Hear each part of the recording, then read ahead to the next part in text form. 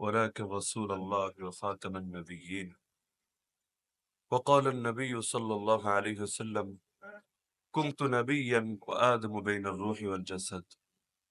آمنت بالله صدق الله العلي العظيم وبلغنا رسوله النبي الكريم.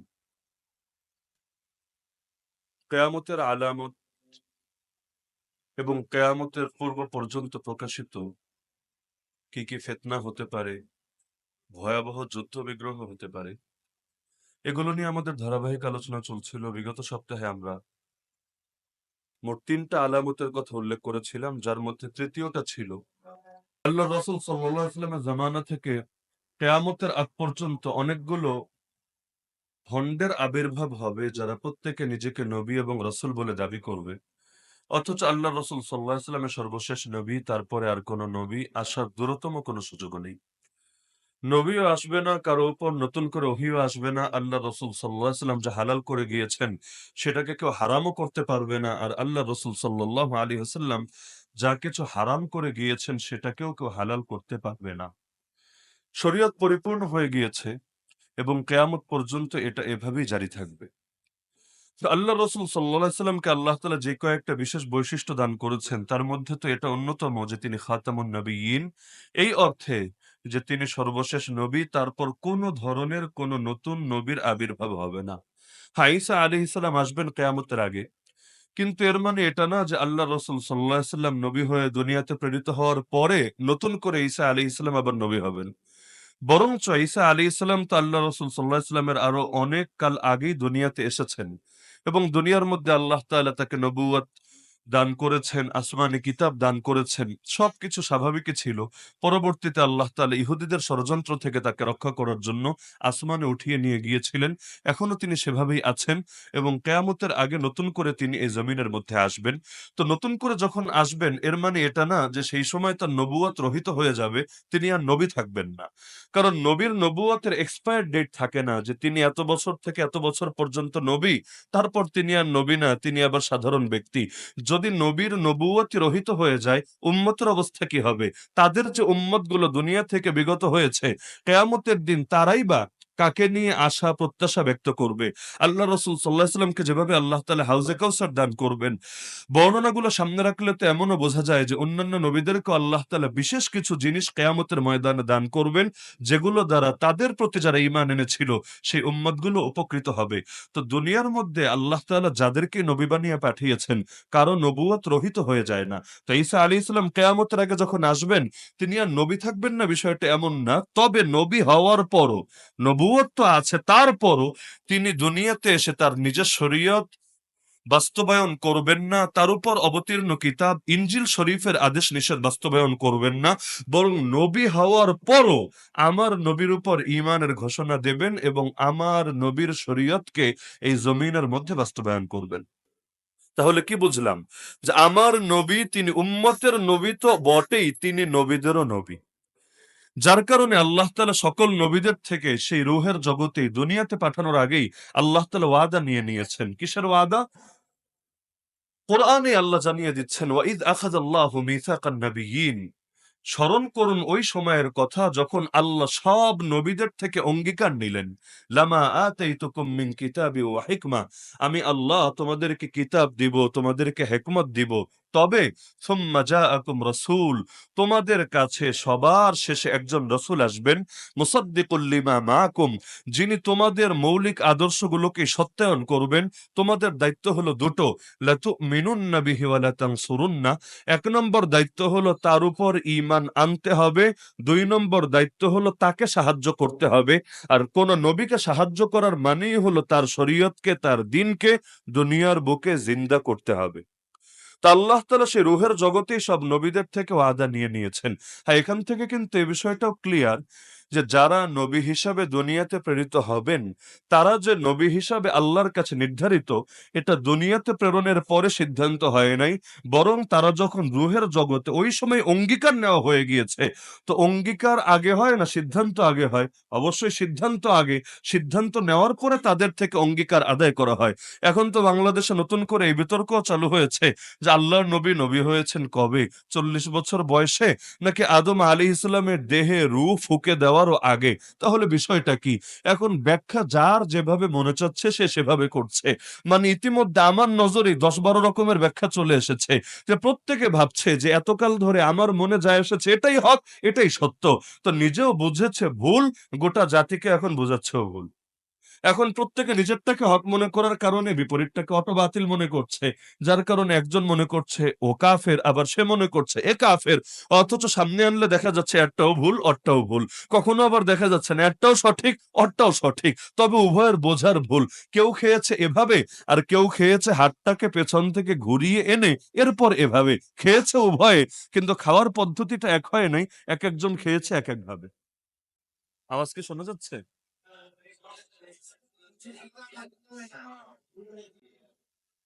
আওয়াজটা একরকম রাখা যায়। আমাদের দুধবাজার মসজিদের কিছু ঐতিহ্য আছে। একটা ঐতিহ্য হলো এখানে মাইক কোনোদিনও ভালো থাকবে না। আমার জীবনে আমি অন্তত দেখি নাই যে কোনো এক সপ্তাহের জন্য মাইকের আওয়াজ ভালো ছিল। যার কারণে আপনাদের হয়তো শুনতে, শুনতে অভ্যাস হয়ে গিয়েছে। আমার সবচাইতে বেশি ঝামেলাটা হয়। কারণ সারা সপ্তাহ তো মাইকের শব্দেই কথা বলি। ধরেন গতকাল বললাম বিবাড়িয়া, আগের দিন বললাম মাদারীপুর, তার আগের দিন বললাম আরেক জেলায়। তো সবসময় ভালো, ভালো মাইকে কথা বলে হঠাৎ করে এখানে এসে আমি তালগোল মাঝে মধ্যে হারিয়ে ফেলি। মানে কথায়ও গতি পাই না, নামাজে তেলাওয়াত করতে দাঁড়িয়ে তেলাওয়াতেও কোনো আগামাথা পাই না। মানে মনে হয় সাগরের মধ্যে সাঁতার কাটছি, অথচ সাঁতারই জানি না। তো এটা হলো একটা ঐতিহ্য। আর ২ নম্বর ঐতিহ্য হলো এখানের অধিকাংশ মুসল্লি নামাজি হয় না। এতেকাফ তো হয়ই না, এতেকাফ তো লোকে করেই না। কারণ এই মসজিদে এতেকাফের দরকার আছে, এই প্রয়োজনীয়তাটাই তো এখনো কেউ অনুভব করে নাই। মাসালা রাখেন যে এতেকাফ করা লাগবেই নাকি লাগবে না, ওগুলো রাখেন। কিন্তু একটা মসজিদ এবং একটা বাজারের কেন্দ্রীয় মসজিদ বছরের পর বছর না যুগের পর যুগ চলে যাচ্ছে, কিন্তু মসজিদে কেউ এতেকাফই করে না। করবে কিভাবে? বাথরুমই নাই। এই ভয়ে বাথরুমই বানায় না। যদি না আবার অন্য দল এসে ঢুকে যায়, এসে যদি তারা তাদের দলীয় আমল শুরু করে দেয়, তো মাথা থাকলে মাথা ব্যথা হবে, মাথারও দরকার নেই, ব্যথারও দরকার নেই। এখন যদি ইমাম সাহেবের হঠাৎ করে পেটে ব্যথা ওঠে যে না জলদি বাথরুমে যাওয়া দরকার, সমস্যা হচ্ছে, হতেই তো পারে। হতে পারে না? পেটের সমস্যা কি আর বলে কয়ে আসবে নাকি? ধরুন আমারই এখন সমস্যা হলো, কি করতে হবে? আমারে হয়তো যেতে হবে সেই মাদ্রাসায়, না হলে আমাদের কমিটির কোনো সদস্যের আশপাশে যাদের বাসা আছে তাদের বাসায়। মানে কি একটা অবস্থা! এত সুন্দর সুরম্য একটা মসজিদ, এত বিশাল এক স্পেস, হাজার হাজার মানুষ এসে নামাজ পড়ে। একটা বাথরুম রাখে না এই ভয়ে পাছে না অন্য কোন দলের লোক এসে ঢুকে পড়ে। কি আজীব তামাশা! তো এতেকাফকারী এতেকাফে বসবে, ১০ দিনে তার কি বাথরুম করা লাগবে না? যদি বাথরুম করা লাগে সে কি আরেকজনের বাসায় যাবে না মার্কেটে যাবে? মৌলিকভাবে আমার কাছে মনে হয়েছে এই সমস্যার কারণে অনেকে এতেকাফে বসে না। না হলে ২-৪ জন অন্তত বসতো, একজন অন্তত বসতো, কেউই বসে না। আর ৩ নম্বর ঐতিহ্য হলো কষ্টের কথাগুলো বলে দেই আরকি। কে কোন মাইন্ডে নেবেন আমার করার কিছু নাই। কিন্তু রোগ চিহ্নিত না হলে ওষুধ আসবে না। ডাক্তারেরও ১ম কাজ হলো রোগ চিহ্নিত করা। তাহলে ওষুধ দেওয়া যাবে। রোগী যদি চিহ্নিত না হয় ওষুধ আসবে কোত্থেকে? ৩ নম্বর কথাটা বলি, যদিও এটা অনেকের জন্য বড় কষ্টকর হবে। আমি দায়িত্ববোধের সাথে বলছি আপনাদের অধিকাংশের নামাজ হয় না। বলবেন কেন নামাজ হয় না? আমাদের কি আমরা নামাজের মাসালা মাসাইল ঠিকমতো আমল করি না? আমি বলব হ্যাঁ করেন। তাহলে কেন হয় না? নামাজের যেই কয়টা ফরজ আছে যেকোনো কিতাব খুলে দেখুন, যেকোনো কিতাব। নামাজের মৌলিক কয়েকটা ফরজের মধ্যে একটা ফরজ হলো কেরাত। কেরাত মানে কি? কোরআন মাজিদের তেলাওয়া। সেটা সূরা ফাতিহাই হোক অথবা সূরা ফাতিহার পরে আমরা যা পড়ি, কোরআন মাজিদের আলিফ লাম মিম থেকে সূরা নাস পর্যন্ত যেকোনো অংশ হোক। তো কেরাতের ক্ষেত্রে অপরিহার্য শর্ত হলো কেরাত সহিহ হওয়া লাগবে। কেরাত বিশুদ্ধ হওয়া লাগবে। এমনকি মাসালা হলো ইমামের কেরাত যদি অশুদ্ধ হয় সব মুক্তাদির নামাজ অশুদ্ধতার আবার মাত্রা আছে। আপনারা কিতাব খুললে পাবেন এক প্রকার ভুলকে বলে লাহনে জালি, এক প্রকার ভুলকে বলে লাহনে খাফি। যারা কোরআন পড়েছেন সবাই জানার কথা এই শব্দগুলো। এমন কিছু ভুল আছে যার কারণে অর্থই বিকৃত হয়ে যায়। ঈমানটা কুফর হয়ে যায়, কুফরটা ঈমান হয়ে যায়। জান্নাতি জাহান্নামী হয়ে যায়, জাহান্নামী জান্নাতি হয়ে যায়। সঠিকটা ভুল হয়ে যায়, ভুলটা সঠিক হয়ে যায়। এমন যদি কেরাতের মৌলিক ভুল হয়, যে পড়েছে ওর নামাজ তো শেষ শেষ, ওর পেছনে ১ কোটি মানুষ, ১ জন ২ জন না ১ কোটি মানুষ যদি ইক্তেদা করে ওদের নামাজও শেষ। ইমামের নামাজের উপর মুক্তাদির নামাজ নির্ভর করে। মনে করেন আমি নামাজে দাঁড়ালাম, আমার উযু ভেঙে গেল। হতে পারে কি না? নাকি আমাদের হবে না জীবনে? হতে পারে। কিন্তু আমি আমার ইগোর কারণে, ইগো বুঝেন তো? আমি আমার প্রেস্টিজের দিকে তাকিয়ে, আমার আত্মমর্যাদার দিকে তাকিয়ে নামাজ চালিয়ে গেলাম। হায় হায়, এত মানুষের সামনে আমি যদি এখন নামাজটা ছেড়ে দিয়ে উজু করতে যাই, লোকে কি বলবে? কি রে, হুজুরের লাইন টাইন ঢিলা নাকি? হুজুরের নামাজের মধ্যেও 5 মিনিট উজু ধরে রাখতে পারে না। আরে কেমন হুজুর রে? তো এই আমি আমার ইজ্জত বাঁচানোর জন্য নামাজ চালিয়ে গেলাম, অথচ আমার উজু নাই। তো উজু নাই মানে আমার নামাজ হবে? আরে হবে নাকি? তিরমিজি শরীফের প্রথম হাদিসই এটা, লা তুকবালু সালাতুন বিগাইরি তুহুরিন, পবিত্রতা ছাড়া নামাজ হবেই না। তো এখন আমি পবিত্রতা ছাড়া নামাজ পড়ালাম, আপনার দিলে যত খুশু থাকুক, যত খুজু থাকুক, নামাজ এসকে ঠেলায় কাঁদতে কাঁদতে দাড়ি ভিজিয়ে ফেলেন, আপনি নিশ্চিত থাকেন আপনার নামাজ হয় নাই, হবে না। কারণ আপনি ইমাম মেনেছেন আমাকে, নেতা মেনেছেন আমাকে, আপনার নামাজের বিশুদ্ধতা নির্ভর করে আমার নামাজের উপরে। তো এখন যিনি নামাজ পড়াবেন, আমিই হই অন্য যে কেউই হোক, যদি আমার কেরাতে এমন মৌলিক ভুল থাকে, খুব মাথায় মনোযোগ দিয়ে বোঝার চেষ্টা করেন। এখন এর প্রতিক্রিয়া কি হবে আমার দেখার দরকার নাই। যদি হক কথা বলতো প্রতিক্রিয়া দেখে বলা লাগে, তাহলে পৃথিবীর বুকে হক কথা বলাই বন্ধ করে দিতে হবে। কারণ আল্লাহর নবী যখন হক কথা বলেছিলেন, এগুলো তার সমাজের লোকেরাও গিলতে পারে নাই, গিলতে পারে নাই বলেই হাত তুলেছিল। কিন্তু যদি মসজিদের মধ্যেও গলতি ঢোকে, সেটার ব্যাপারে বলা লাগবেই লাগবে। কাবার মধ্যে শিরিক ঢুকেছে, নবী প্রতিবাদ করেন নাই। কাবার মধ্যে বেদাত ঢুকেছে, নবী প্রতিবাদ করেন নাই। ঘর কত দামি এটাই দেখার বিষয় না, ঘরের মধ্যে কি চলে এটা দেখার বিষয়। তো এখন ইমাম যিনি হবেন, তার কেরাতে যদি মৌলিক ভুল থাকে, এখন কোনটা মৌলিক ভুল আর কোনটা মৌলিক ভুল না, এটা আমি আপনি সাধারণ লোকেরা বুঝবো না, এটা ভালো আলেমরা বুঝবে, যাদের কোরআনের ইলম আছে, যাদের কোনটা সহি কোনটা গলত পার্থক্য করার ইলম আছে। তারা যদি আপনাদেরকে সতর্ক করে দেন যে এই জাতীয় কিরাত হলে নামাজ হবে না, তারপরও আপনি ইখলাসের সাথে নামাজ চালিয়ে যান, চালিয়ে যান, চালিয়ে যান, চালিয়ে যান, এভাবে নামাজ পড়তে পড়তে কপালে দাগ ফেলে দেন, ব্যাপার না। কিয়ামতের দিন আল্লাহরে বইলেন, আল্লাহ আমি তো অশুদ্ধ কেরাতে, ভুল কেরাতে, গলত কেরাতে, যেই কেরাতে অর্থ বিকৃত হয়ে যায়, তোমার বক্তব্য বিকৃত হয়ে যায়, এমন কেরাতে 10 বছর নামাজ পড়েছে, এই দেখো কপালে দাগ, এই দেখো হাঁটুতে দাগ, এই দেখো পায়ের গোড়ালিতে দাগ, দেখায়েন আল্লাহরে। এরপর কবুল হয় কিনা নিজেই দেখেন। কারণ মাসালা তো ক্লিয়ার, ইসলামে আল্লাহ রসুল অস্পষ্ট কিছু রেখে যান নাই, যেগুলোকে নতুন করে এখন ইমোশন দিয়ে সাজাতে হবে। ইসলাম আমার ইমোশন দিয়েও চলবে না, আপনার ইমোশন দিয়েও চলবে না। আর ইমোশন রাখেন, ইসলাম চলবে কোরআন এবং সুন্নাহ দিয়ে, ক্লিয়ার কথা। ইসলাম চলবে কোরআন এবং সুন্নাহ দিয়ে। তো কোরআনই যদি যায় বিকৃত হয়ে, খালি সুবহান রব্বিয়াল আজিম সহি করে বললে, সুবহান রব্বিয়াল আলা সহি করে বললে কি হবে? সুবহান রব্বিয়াল আজিম বলা ফরজ না, সুবহান রব্বিয়াল আলা বলা ওয়াজিবও না। এটা যদি কেউ না বলে, এই বলার সুযোগ নাই, ওর নামাজ হয় নাই। সর্বোচ্চ আপনি বলতে পারেন যে উত্তম হয় নাই, বা একটু হয়তো উত্তমতা থেকে পিছিয়ে আছে, এর দূরই। কিন্তু বলতে পারবেন না ওর নামাজ ভেঙে গেছে, ওর নামাজ আদায় হয় নাই, ও কবিরা গুনাহগার হয়েছে, এরকম ফতোয়া দিতে পারবেন না। কিন্তু ফরজ না হলে নামাজই হবে না, কথা ক্লিয়ার। তো এখন আমাদের এই জায়গার একটা সমস্যা, এবং প্রত্যেকে এই পাপে পাপী থাকবেন, মনে রাখেন। আমাদের দায়িত্ব বলে যাওয়া, এটা যদি আমার উপর গিয়ে পড়ে তাও আমাকে বলতে হবে, না হলে কিয়ামতের দিন বিচার দিবেন আল্লাহ। প্রতি সপ্তাহে আসতো, আমরা তো সম্মানে ঠিকই দিতাম, মূল্যায়ন তো ঠিকই করতাম, কিন্তু আমরা যে ভুলের মধ্যে ছিলাম আমাদেরকে তো বলে নাই। মা জাআনা মিন বাশীর ওয়ালা নাদির, আমাদের কাছে কোনো সুসংবাদদাতাও আসে নাই, কোনো সতর্ককারীও আসে নাই, বলার সুযোগ নাই, আমরা সতর্ক করে দিয়েছি। ওমা আলার রাসূল ইল্লাল বালাগুল মুবিন, কোরআন বলছে রাসূলের দায়িত্ব স্পষ্টভাবে পৌঁছে দেওয়া। তো আমরা তো রাসূলের ওয়ারিস মাত্র, আমাদের কাজও সির্ফ এটা, স্পষ্টভাবে পৌঁছে দেওয়া। আল্লাহ কোরআনে বলেন, লাস্তা আলাইহিম বিমুসাইতির, হে নবী তুমি এদের উপর দারোগা না, মানে পিটায় পিটায় করাতে হবে বিষয়টা এমন না, তুমি খালি পৌঁছে দিবা। ফাযাক্কির ইন্নামা আনতা মুযাক্কির, তুমি উপদেশ দিবা, তুমি তো একজন উপদেশদাতা, ব্যাস। তাহলে আমরা এটা স্মরণ করিয়ে দিলাম যে আমাদের অনেকগুলো ঐতিহ্যের একটা ঐতিহ্য, দীর্ঘকাল পর কথাটা বললাম আর কি, যে অনেকগুলো ঐতিহ্যের একটা ঐতিহ্য এটাও, এই মসজিদের অধিকাংশ মুসল্লি নামাজ হয় না। কেন হয় না? কেরাতের অশুদ্ধতার কারণে হয় না। এখন আপনি আপনার ইমোশন নিয়ে থাকেন গিয়ে, আপনার ইমোশন ধুয়ে আপনি পানি খান, এটা নিয়ে আমার চিন্তা করার দরকার নাই। কিন্তু মাসালা মাসালাই, কারো ইমোশন দিয়ে মাসালা চেঞ্জ হবে না। যদি হয় তাহলে ও কি নবী হয়ে গেছে নাকি? যার ইমোশনের আলোকে মাসালা এক এক সময় এক এক রকম হবে। আল্লাহর নবীর কাজের সাথে মাসালার সম্পর্ক থাকে। নবী পুরো মাস নিয়মিত তারাবি জামাতে পড়েন নাই, এটাই সহি কথা। নবী নিয়মিত জামাতের সাথে পুরো মাস ব্যাপী আমরা যেভাবে তারাবি পড়ি, পড়েন নাই। কেন? তারাবির গুরুত্ব নাই? তারাবি পড়লে ভালো হয়, এটা কি বিষয়টা স্বীকৃত না? আর সবই ঠিক আছে, নবী পড়েন নাই কেন? নবী নিজে ব্যাখ্যা করে দিয়েছেন যে আমি যদি ডেইলি পড়ি, আমার আশঙ্কা হচ্ছে তোমাদের উপর ফরজ করে দেওয়া হবে। আর যদি ফরজ করে দেওয়া হয়, তখন না পড়লে যারা পড়বে না, ওদের আমল নামের অবস্থা ভয়াবহ হবে, সবগুলো জাহান্নামে যাওয়া লাগবে। একইভাবে ইসলামের আরো অনেক বিধান আছে, আল্লাহ নবী সাল্লাল্লাহু আলাইহি ওয়াসাল্লাম এগুলো ইচ্ছাকৃত ভাবে মাঝে মধ্যে ছেড়ে দিতেন, কেন? যাতে উম্মতের উপর ফরজ না হয়ে যায়। এমনকি বৈধতার জন্য মাঝে মধ্যে কিছু কাজ সুযোগ রেখে দিতেন। যেমন একবার দাঁড়িয়ে পেশাব করলেন, রাসূলুল্লাহ সাল্লাল্লাহু আলাইহি ওয়াসাল্লাম দাঁড়িয়ে পেশাব করলেন, অথচ রাসূলের স্বাভাবিক নীতি এটা ছিল না। হাদিসে আছে, কেউ যদি তোমাদেরকে বলে মান হাদ্দাসাকুম আন্নান নাবিয়্যা ইয়াবুলু কাইমা, যে আল্লাহর নবী তিনি দাঁড়িয়ে পেশাব করেন, এই কথা যদি কেউ বলে তোমরা তাকে বিশ্বাস করবা না, তাকে মিথ্যাবাদী বলবা। অথচ সহিহ হাদিসে আছে নবী একবার দাঁড়িয়ে পেশাব করেছেন। এর ব্যাখ্যা কি? অনেকগুলো কারণের একটা কারণ, হ্যাঁ ওজর ছিল সেই সময়, আল্লাহ নবীর কোমরে ব্যথা ছিল, হাঁটুতে ব্যথা ছিল, আবার যে জায়গায় ইস্তেঞ্জা করছিলেন ময়লা ছিল, সেখানে বসলে কাপড়ে নাপাকি লাগার আশঙ্কা ছিল, ওজর ছিল। কিন্তু ওজর থাকা অবস্থায় একবার করার দ্বারা কি শেখালেন?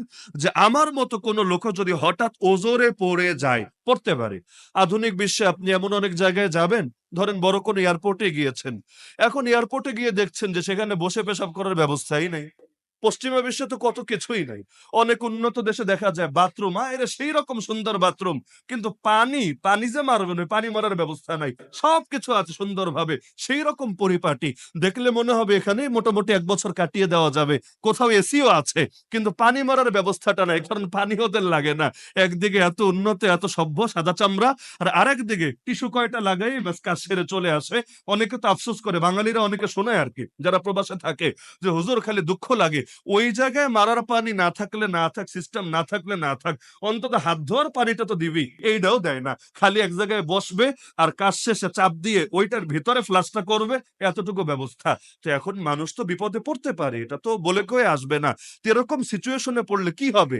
একটা অপশন আল্লাহ রাসূল রেখে দিয়েছেন, যে না, যদি তুমি আসলে ওজরে পড়ো, শুধুমাত্র নিয়ম বানিয়ে না, ওজরের সময়টাতে তুমি যদি ঠেকায় পড়ে দাঁড়িয়ে কোনোদিন পেশাব করো, এতে কবিরা গুনাহ হবে। যেমন আল্লাহর নবী দাঁড়িয়ে জমজমের পানি পান করেছেন, কেন? ভিড় ছিল সেখানে, বসার মতো সুযোগ ছিল না। উম্মতের জন্য একটা সুযোগ রেখে দিয়েছেন। আমি স্বাভাবিকভাবে তো বসেই খাবো, সন্দেহ নাই, কিন্তু এমন কোন মুসিবতে পড়ে গেলাম এখানে বসার স্পেসই নাই, বসার সুযোগই নাই। আপনারা অনেক ভিড়ের জায়গা দেখেছেন কিনা আমি জানি না। মনে করেন ওই যে টঙ্গীর যে এক ইজতেমা হয় উদাহরণ হিসাবে, ইজতেমার পক্ষে না বিপক্ষে আপনারা সেটা বিষয় না, আমি উদাহরণ দিচ্ছি। যে ইজতেমা যে হয় ওইখানে যখন বের হওয়া শুরু হয়, দেখা যায় ১-২ ঘন্টা লাগে খালি ঠেলাঠেলিতেই, না ডাইনে যাওয়া যায়, না বামে, না পেছনে, না সামনে। মানে সোজা হয়ে দাঁড়িয়ে থাকলেও চলবে, আপনারা গাড়ির মতো করে পেছন থেকেই ঠেলতে সামনে নিয়ে যাবে। তো এর মাঝে বসবেন কিভাবে? পানির পিপাসা পেয়েছে, হাতে বোতল আছে, বসবেন কিভাবে? বসলে পাড়া খাওয়া লাগবে। আর একবার যদি পাড়া খাওয়া শুরু হয়, কয়জনের পাড়া যে খাবেন গ্যারান্টি নাই। তো ইসলাম একটা অপশন রেখে দিয়েছে আপনার জন্য, ওই রকম ঠেকায় পড়লে দাঁড়িয়ে সামান্য একটু খেয়ে নেন, ব্যাপার না। আল্লাহ তাআলা আপনাকে কবিরা গুনাহ দিবেন না। ইসলাম সব অবস্থার জন্য প্রযোজ্য। যে দাঁড়িয়ে নামাজ পড়তে পারে দাঁড়িয়ে পড়বে, না পারলে বসে পড়বে, তাও যদি না পারে একেবারে মাযুর, শুয়ে ইশারায় পড়বে। ইসলাম সহজ। আল্লাহ তাআলা ইসলামের মধ্যে জটিল বলতে কিছু রাখেনি নাই। তো আমাদের অনেকগুলো ঐতিহ্য দুঃখ প্রসঙ্গে বললাম আর কি। এর মধ্যে কোনটা যদি মনে হয় সংশোধনযোগ্য, সংশোধন করতে পারেন। কোনটা যদি মনে হয় না, এগুলো এমনি থাকলেই ভালো, রাখেন। সমস্যার কিছু নাই। আপনার হিসাব আপনি দিবেন, আমার হিসাব আমি দেব। আপনার কবরে আমি যাব না, আমার কবরে আপনি আসবেন না। কিয়ামতের দিন আপনার পাপের জন্য আল্লাহ আমাকেও ধরবে না। হ্যাঁ, দায়িত্ব শুধু পৌঁছে দেওয়া। পৌঁছে না দিলে আল্লাহ আবার ছাড়বেও না। তো পৌঁছানোর কাজ যখন শেষ, আমাদের আর বলার কিছুই নাই। তো কষ্ট পেলেন নাকি? যে হুজুর মাঝখানে মূল টপিক বাদ দিয়ে অন্য টপিকে আঘাত দিয়ে দিলেন, কষ্ট পেলেন নাকি বেশি? কষ্ট যদি পান তবু এই কষ্ট দেওয়াটা আল্লাহর জন্য, মহাব্বত আল্লাহর জন্য। আর যদি কোনো ক্ষেত্রে হক প্রকাশ করলে কষ্ট পান, সেই কষ্ট দেওয়াটাও আল্লাহর জন্য। এখানে আল্লাহর কসম আমার ব্যক্তিগত কোনো স্বার্থ নাই। আর এটা তো সবাই বোঝেনি যে আমার ব্যক্তিগত স্বার্থ থাকার কোনো সুযোগও নাই, কারণ আমি তো এখন এলাকায় থাকি না যে আমি এখন কাউকে নিয়ে হিংসা করব বা কাউকে নিয়ে আমার ভেতরে আলাদা একটা মানে জেলাসি কাজ করবে, সুযোগই তো নাই, কারণ আমি তো এলাকায় থাকি না। শুক্রবার আসতে আমার খবর হয়ে যায়। আজকে আসলাম ধরেন এই ফজরও পড়েছি ফরিদপুর। এসে ঢুকলাম, সব মিলিয়ে ৪ ঘন্টাও ঘুমাতে পারিনি। আবার আপনাদের এখানে আসলাম, নামাজটা শেষ করে আবার দৌড় দিব। একেবারে রাতের মধ্যে গিয়ে ঢাকা আমাকে পৌঁছতে হবে। তা আমার জন্য জুম্মা ধরাটাই মনে করেন বিরাট চ্যালেঞ্জ। একমাত্র মহাব্বতের ব্যাপার যদি না থাকতো, আর আমারও যদি প্রতি মাসে বলতেন যে প্রতি সপ্তাহে হুজুর আপনারে ২০,০০০ টাকা করে দিব, তবুও আমার খুঁজে পেতেন না, টর্চ লাইট দিয়েও পেতেন না। তারপরও মহাব্বতের খাতিরে আসে। এমনকি এটাও তো আপনারা জানার কথা যে আমার ভাড়া উসুল হলো কি হলো না, এটা আলহামদুলিল্লাহ অতীতে দেখি নাই, এখনো দেখছি না। আল্লাহ তাআলা চিরকাল না দেখার তৌফিক দান করুন। কারণ এগুলো বিষয় না, মূল বিষয় মহাব্বত। মহাব্বত এত নিয়ম নীতি মানে না। তো যে প্রসঙ্গে বলছিলাম যে আল্লাহর রাসূল সাল্লাল্লাহু আলাইহি সাল্লাম কখন থেকে রাসূল, ওই প্রসঙ্গে কথাটা টানছিলাম। যে অনেকে ভাবে যে তাকদীর তো নির্ধারিত, অথবা আল্লাহর ইলম তো অনাদিকাল থেকে, অনন্তকাল থেকে। তা আল্লাহর এলেমের যেহেতু শুরু নাই, আল্লাহ যখন থেকে তার এলেমও তখন থেকে। আল্লাহ তাআলার যেমন কোনো শুরু হয় না, আল্লাহর এলেমের, আল্লাহর কালামের, আল্লাহর যত গুণ আছে কোনো গুণেরও কোনো সূচনা হয় না। আল্লাহ যেমন অনাদি অনন্ত, আল্লাহর সব গুণ অনাদি অনন্ত। তাহলে পৃথিবীর বুকে 2024 না, যদি 3024ও আসে তখন কি হবে? আল্লাহ তাআলা এটা অনাদিকাল থেকেই জানেন, নতুন করে কোনো কিছু অ্যাড হওয়া লাগবে না। কারণ আল্লাহর জ্ঞানে অতীত, বর্তমান, ভবিষ্যতের কোনো ভাগাভাগি নাই, বরং আল্লাহ সব জানেন, সর্বদা জানেন, এবং আল্লাহ তাআলার জ্ঞানের মধ্যে কোনো পরিবর্তন হয় না। তো যদি বিবেচনা করি আল্লাহর জ্ঞানে রাসূল সাল্লাল্লাহু আলাইহি ওয়াসাল্লাম অনাদিকাল থেকে নবী, তাহলে এর জবাব হলো যে তাহলে তো শুধু রাসূলই নবী এটা আল্লাহর জ্ঞানে এমন না, বরং বাকি সব নবী যে নবী এটাও তো আল্লাহর জ্ঞানে।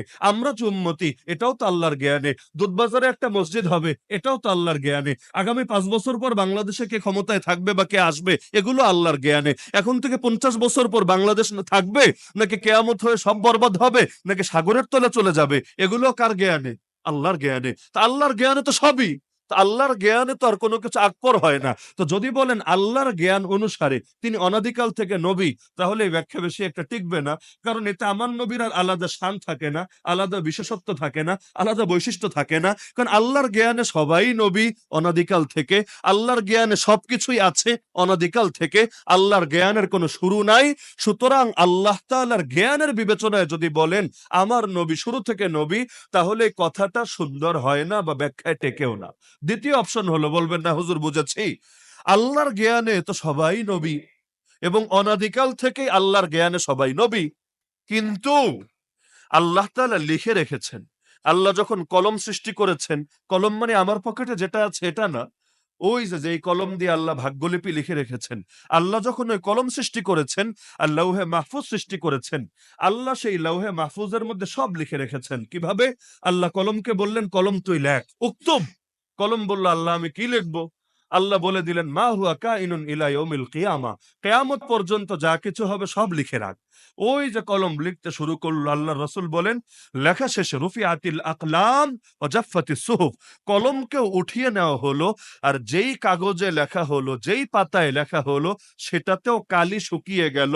তার মানে পৃথিবীতে এমন কোনো বিষয় বাদ নাই যেটা লৌহে মাহফুজে লেখা হয় নাই। আমার আপনার জন্ম হয়েছে পরে, কিন্তু আমি আপনি খাবো কি, পরবো কি, জন্ম কোথায়, মৃত্যু কোথায়, সবকিছু ডিটেইল লেখা হয়েছে বহুকাল আগে। তো সেই যদি বলেন যে আল্লাহ লিখে রেখেছেন, এই বিবেচনায় আমার নবী তখনই নবী যখন আদম নবীর দেহে রুহি ঢোকে নাই, আমি বলবো এটাও গলত। বলবেন কেন? কারণ আল্লাহ তো সবই লিখে রেখেছেন। আমার নবী নবী হবেন এটাও লিখে রেখেছেন, আদম নবী নবী হবেন এটাও লিখে রেখেছেন, মুসা নবী, ঈসা নবী, নূহ নবী, ইলিয়াস নবী, সব নবীর কথাই আল্লাহ লিখে রেখেছেন। এমনকি শুধু নবী না, আমি আপনি যারা আছে সাধারণ মানুষ, আমরা কি হব না হব, কি করব না করব, আমরা কি অলি হব না দায়ী হব, আলেম হব না মুজাহিদ হব, পাপী হব না নেককার হব, সব আল্লাহ লিখে রাখেন নাই? তো সবারটাই তো লিখে রেখেছেন। এখানে আবার স্পেশালিটি কি? বলবেন হুজুর তাহলে ব্যাখ্যা কি? জ্ঞানগত বিবেচনায়ও না, আর শুধুমাত্র লেখার বিবেচনায়ও না। কারণ জ্ঞানগত বিবেচনায় সবাই আছে, লেখার বিবেচনায় সবাই আছে। তা আমার নবী তখনও নবী যখন আদম আলাইহিস ইসলামের দেহে রূহ ঢোকে নাই। এর অর্থ কি? এর অর্থ হলো 3 নম্বরটা। দুইটা তো দেখালাম যে দুইটা সবার মধ্যেই আছে, 3 নম্বরটা কি? যে আল্লাহ তাআলা আমার নবী যখন কোনো দেহ তৈরি হয় নাই, মানে আমার আপনার দেহ দুনিয়াতে আসে, দুনিয়াতে দূরের কথা রুহের জগতে আসে নাই, সবেমাত্র আদম আলাইহিস ইসলামের দেহটাকে তৈরি করা হয়েছে, তবে এর ভেতরে রূহ ঢোকানো হয় নাই। আদম আলাইহিস ইসলামের দেহ তৈরি করার পরে, রূহ ঢোকানোর পরে, এরপর তার পিঠ থেকে দুনিয়া সবাইকে বের করা হয়েছে। যত মানুষ আসবে তার বংশে সবাই তার ঔরস থেকে ওই সময় বের হয়ে এসেছে। এরপর আল্লাহ সবার সাথে কথা বলেছেন, আলাস্তু বিরাব্বিকুম, আমি কি তোদের রব না? সবাই আমরা বলেছিলাম বালা, অবশ্যই আপনি আমাদের রব, আপনি ছাড়া আর কেউ রব হতেই পারে না। এগুলো অনেক পরের ধাপ। তো যখন আমার আপনার দেহ তৈরি হয় নাই, ওই সময় আল্লাহ তাআলা রাসূলকে নবুয়ত বাস্তবে দিয়ে দিয়েছে, শুধু লেখার দ্বারা না, শুধু এলেমের দ্বারা না, বাস্তবেই দিয়ে দিয়েছেন। নবীকে জিজ্ঞাসা করা হলো, মাতা ওয়াজাবাত লাকান নবুয়া, ইয়ানি সাবাতা, কখন আপনার জন্য নবুয়াত সাব্যস্ত হয়েছে? নবী এক বাক্যে বললেন, ওয়া আদমু বাইনার রূহি ওয়াল জাসাদ, যখন আদম আলাইহিস সালাম ছিলেন রূহ আর দেহের মাঝামাঝি। মানে কি? দেহ হয়েছে, রূহ এখনো ঢোকে নাই। তো যখন তিনি ছিলেন রূহ আর দেহ, রূহ বুঝেন তো, প্রাণ বা আত্মা, এই প্রাণ আর আত্মা একদিকে আর তার দেহ আরেক দিকে, এখন একটার সাথে একটার কানেকশন হয় নাই, ওই সময় আল্লাহ আমাকে নবী বানিয়েছেন। তো এই নবী বানানোর কি অর্থ? এই নবী বানানোর মূল হাকিকত কি সেটা তো আল্লাহই ভালো জানেন। গায়েবের ব্যাপারে আমরা তো ধারণা করে কোনো কথা বলা উচিতও না, এটা জায়েজও না। আমাদের ইমামরা লিখে গিয়েছেন যে আল্লাহ তাআলা রাসূলুল্লাহ সাল্লাল্লাহু আলাইহি ওয়াসাল্লামের রূহকে স্পেশাল ভাবে, রূহকে, দেহকে না, রূহকে স্পেশাল ভাবে সেই সময় নবুয়তের দ্বারা সম্মানিত করেছেন। হাকিকতে মুহাম্মাদীকে আল্লাহ তাআলা সেই সময় নবুয়তের দ্বারা সম্মানিত করেছেন। কখন?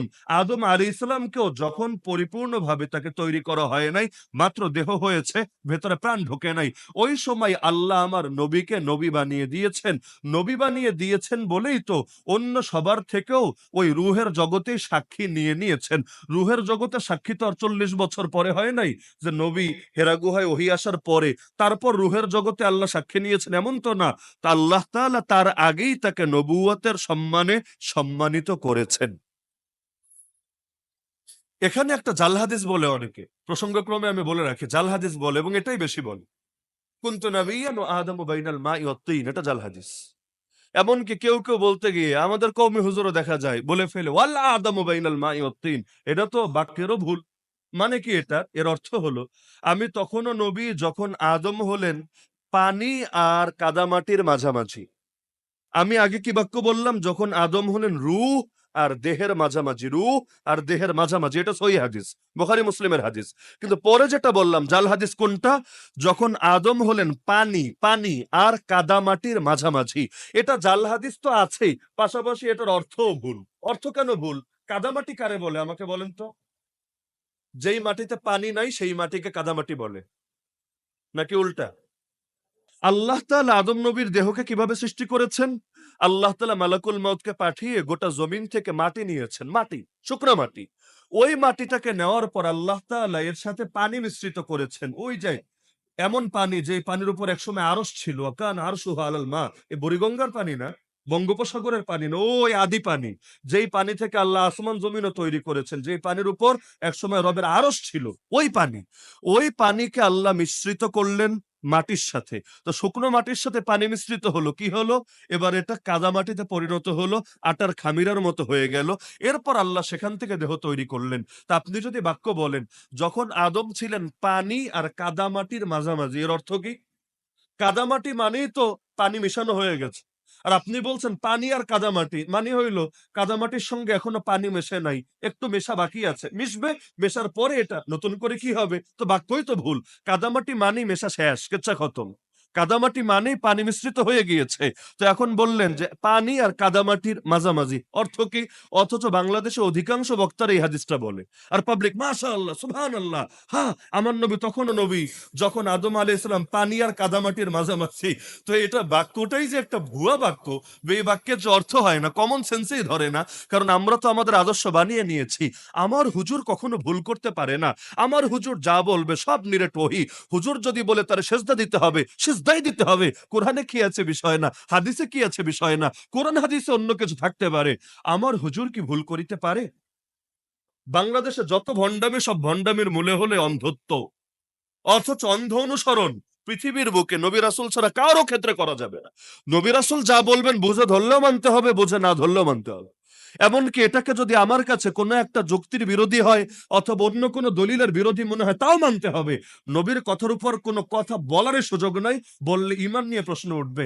কিন্তু নবী রাসূল ছাড়া দ্বিতীয় কোনো বুজুর্গ, কোনো আলেম, এমনকি কোনো সাহাবীও এমন নাই যার অন্ধ আনুগত্য চলবে। সাহাবীদের মত নিতে গেলেও দেখবেন 10 জন বলেছে এটা, 5 জন বলেছে এটা, পরবর্তীতে কিন্তু দলিলকে কম্পেয়ার করে একটাকে চূড়ান্ত ধরা হয়। তাহলে দলিল কম্পেয়ার কেন করেন? উনিও সাহাবী, ইনিও সাহাবী, আল্লাহ ওনার উপরও রাজি, এনার উপরও রাজি, বলবেন কম্পেয়ার কেন করেন? প্রায় সব ফতোয়ায় দেখবেন, যদি আপনারা পড়াশোনা করেন ইসলাম নিয়ে, দেখবেন সব ফতোয়ায় সাহাবীদের মতামত নিয়ে আলোচনা থাকে। যদি সবাই একমত হয় এটাকে ইজমা বলে, এটাও থাকে। আর যদি ইজমা না হয়, তাদের মধ্যে ইখতিলাফ থাকে, এটাও থাকে। তো এই যে কম্পেয়ার কেন করেন? কারণ দলিল হলো ব্যক্তির উপরে, দলিল হলো ব্যক্তির উপরে, দলিলকে প্রাধান্য দিতে হয় ব্যক্তির নিজস্ব মতামতের চাইতে। ব্যক্তি ভুল করতে পারে, কোরআন সুন্নাহ ভুল করতে পারে। আমরা সবাই ভুল করতে পারি, কিন্তু কোরআন সুন্নাহ ভুল করতে পারে না। তো কোরআন সুন্নাহ থাকবে একটা, আর আমি বলেছি আর একটা, আর আমি বলেছি বলেই আপনি মানবেন। এটাকে অনুসরণ বলে না, এটাকে বলে পূজা। এটাকে কি বলে? এটাকে কি বলে? পূজা, পূজা, পূজা। আজ আমরা ব্যক্তি পূজারি হয়ে গিয়েছি, শায়েক পূজারি হয়ে গিয়েছি, পীর পূজারি হয়ে গিয়েছি। পূজা খালি পীরের লাইনেই চলে, বিষয়টা এমন না, হার লাইনে চলে। কেউ হয়েছে পীরের পূজারি, কেউ হয়েছে শায়েকের পূজারি, কেউ নেতার পূজারি, কেউ অফিসারের পূজারি, কেউ বউয়ের পূজারি, কেউ প্রেমিকার পূজারি। খালি পূজা আর পূজা। সে যা বলবে এইটাই চূড়ান্ত। আল্লাহ এবং তার রাসূল কি বললেন এটা দেখার বিষয় না। যেখানে পূজা ঢুকবে ওখানেই ভণ্ডামি আর গোমরাহি ঢুকবেই ঢুকবে। এখন কেউ যদি ধরেন লামাজহাবি হয়, লামাজহাবি মানে কি? যে পীর আলী তো বিশ্বাসই করে না, তাসাউফ তো মানেই না, কিন্তু কোনো শায়েক মানে শায়েক, কিন্তু শায়েকের আবার পূজারি হয়ে গেছে। শায়েক যা বলবে তাই অকাট্যভাবে গৃহীত হবে। আর শায়েক যদি গলদ আকিদা বলে, এইটাই চূড়ান্ত। শায়েক যদি জিহাদের বিরুদ্ধে ফতোয়াবাজি করে, এইটাই চূড়ান্ত। শায়েক যদি ইসরায়েলের পক্ষে অবস্থান নেয়, ফিলিস্তিনের বিপক্ষে অবস্থান নেয়, এইটাই চূড়ান্ত। শায়েক যদি কাশ্মীরের বিপক্ষে বলে, মোদিজির পক্ষে বলে, এইটাই চূড়ান্ত। এইটাও পূজা। তো সে পীর মানে না তাতে কি? সে যা মানে তার মধ্যেই পূজা। তো আল্লাহর হস্তে পূজা করবেন না, যাই করেন না কেন, ধর্মীয় কোনো দলই করেন, রাজনৈতিক দলই করেন, পূজা করা যাবে না। যেখানেই পূজা সেখানেই গোমরাহি। মনে থাকবে তো ইনশাআল্লাহ?